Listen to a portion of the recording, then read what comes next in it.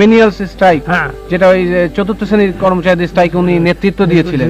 হ্যাঁ, সেই জন্য তো শুয়ে পড়ে ফিরে হয়ে গেল, তখন ওরে ই করলো, আপনার এক্সপেল করলো কলেজে, বিশ্ববিদ্যালয় থেকে এক্সপেল করলো। ওসমান গনি না? জি না, তখন ভাইস চ্যান্সেলর ওসমান গনি ছিলেন না। তখন তিনি তাকে ওই যে আপনার মনে আছে নিশ্চয়ই, ওনাকে বলেছিলেন যে তুমি মুচলেখা দাও, তো তিনি বলেছিলেন যে মুচলেখা আমি দেবো না, তখন তাকে বহিষ্কার করা হয়, এক্সপেল করার তো রাজনীতি একেবারে।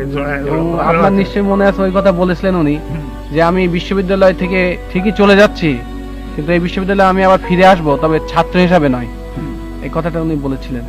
আচ্ছা, আর উনার একটু রাজনৈতিক জীবন, ছোটবেলার থেকে উনার রাজনীতির প্রতি খুবই ছিল একটা আগ্রহ ছিল, কিন্তু সে সময় তো আর তো এই পাকিস্তান, হিন্দুস্তান বা সেও তো খালি মুসলিম লীগই ছিল, আর কোনো তো ছিল না। মুসলিম লীগের সময় ওই স্টুডেন্ট হিসেবে খুব কাজ করছে, মানে তো ইলেকশন করছে, তারপরে আপনার অন্যায়ের প্রতিবাদ কনফারেন্স করছে, তার ওয়াহিদুর জামানের কনফারেন্সে প্রতিবাদ করে।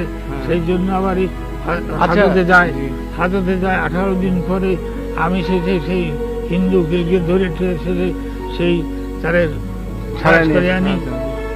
আচ্ছা, আর একটা কথা আমরা অনেক ওনার জীবনীতে পড়েছি, উনি ছোটবেলা থেকে ভীষণ দয়ালু ছিলেন।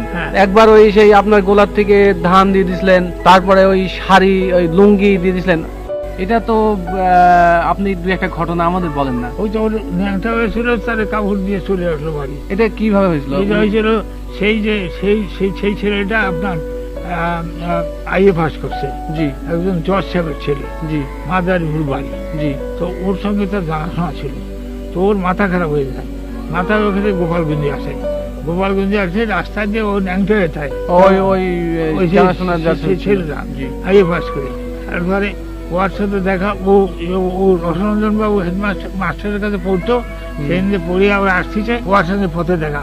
ও করছে, ভাই তোর কাবুরান আমার দে, আমার কান কাবুর দে।